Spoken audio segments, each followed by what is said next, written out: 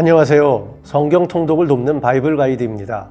오늘은 누가복음 14장부터 16장까지입니다. 14장에서도 예수님의 구원을 받는 사람들 이야기가 계속됩니다. 혈통으로는 아니나 회개한 이방인들이 받는 구원에 대하여 그 구원받은 삶에 대하여 말씀하십니다. 함께 보겠습니다. 예수님이 안식일에 바리새인 지도자의 집에서 식사하는 것으로 14장은 시작합니다. 예수님 시대의 중요한 손님을 초대하는 식사는 오후 중반에 시작하여 저녁까지 계속되는데 적어도 3명에서 9명까지 초대했다고 합니다. 이때 소파의 위치와 식사 자리는 고정된 명칭이 있고 상석 첫 번째 자리에는 집정관과 같은 지체 높은 사람이 앉고 주인은 가장 낮은 소파의 3번째 자리에 앉았다고 합니다. 예수님의 식사는 심포지움의 형태를 띠었다고 보는데 여러 사람들이 같이 식사를 한 후에 2부 순서로 술을 마시며 철학적인 대화를 하는 방식이었습니다. 참석자는 지혜를 나누어 줄 주요 손님인 예수님과 주인이 초대한 손님들과 초대받지 않은 참관인들도 종종 있었습니다. 예수님은 참관인들 중에 수종병에 걸린 자를 보고 초대받은 손님들인 바리새인과 서기관들에게 묻습니다. 안식일에 병자를 고치는 것이 율법에 어긋나는지 아닌지를. 예수님을 책잡으려고 주의 깊게 지켜보고 있던 바리새인들은 침묵합니다. 그러자 예수님은 그 병자를 고쳐주고 보내면서 말씀하십니다. 안식일이라고 아들이나 소가 우물에 빠지면 바로 꺼내지 않겠느냐? 식탁의 바리새인들은 아무 대답도 못합니다. 예수님은 한 마리 잃어버린 양을 찾아가는 목동 이야기를 하십니다.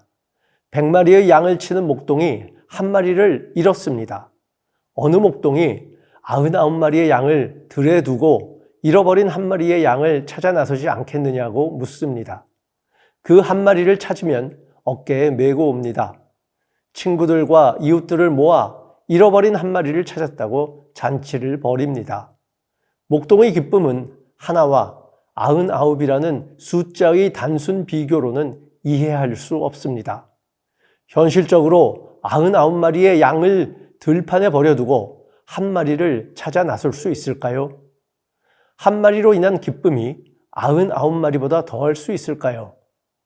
세속적으로는 99마리를 지키기 위해 잃어버린 그 한 마리를 포기합니다.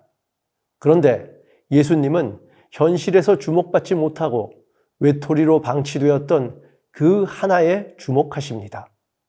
잃어버린 양은 100이라는 전체를 완성하는 바로 그 한 마리가 된 것입니다. 교회 생활하는 우리는 어쩌면 안전지대에 있다고 착각하는 99마리의 양일지도 모릅니다. 우리 주변에도 길 잃은 한 마리의 양이 반드시 있습니다. 애써 외면하고 있는 사이에 그 한 마리는 2마리, 3마리로 늘고 있습니다. 이들을 찾아 어깨에 메고 오는 목자의 기쁨을 찾기 바랍니다. 어쩌면 회개가 필요 없는 의인 99이라는 무리를 떠나야 할 때가 바로 지금인지도 모릅니다.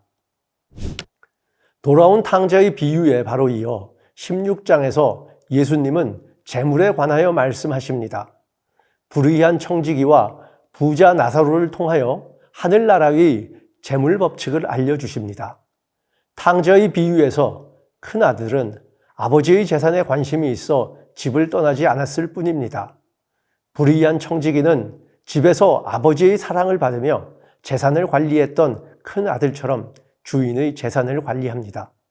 그런데 그 청지기는 주인의 재물을 허랑방탕하게 허비합니다. 그러나 청지기는 회심하여 주인의 재물로 사람을 사귀는 지혜를 발휘합니다. 돌아온 동생을 환영하는 잔치에 아버지의 청에 따라 큰아들이 참여한 경우입니다. 그러나 다음에 나오는 거지 나사로의 비유에서 부자는 잔치를 거부한 큰아들 이야기입니다. 부자는 자기 대문 밖으로 자비의 손길을 뻗치지 않았기에 저 세상에 가서는 아브라함 품에 안겨있는 나사로의 이를 수 없는 깊은 단절을 경험해야 합니다. 예수님은 불의한 재물을 통해서도 충성됨을 볼 수 있다고 하십니다. 재물의 크고 작음, 의로움과 불의함, 자기 것과 남의 것을 불문하고 재물을 대하는 태도로 사람의 충성됨을 볼 수 있습니다. 재물은 하나님의 나라를 이루는 데 쓰여야 합니다. 따라서 예수님은 하나님과 재물을 동시에 섬길 수 없다고 결론 내리십니다. 십자가로 한 발 한 발 다가가는 예루살렘 여정에서 예수님이 주시는 가르침은 같은 곳을 향합니다. 들판에서 풀을 뜯는 99마리가 아니라 길을 잃고 헤매고 있을 한 마리의 양. 아버지 집에서 늘 사랑받던 큰 아들이 아니라 초췌한 몰골로 돌아온 작은 아들. 자색 옷을 입고 매일 잔치를 하면서도 문 앞에 누워있던 가난한 나사로에게 한 번도 자비를 안 베푼 부자가 아니라 바로 그 가난한 나사로가 예수님이 찾는 사람이고 하나님의 나라에서 당신과 함께할 사람들입니다.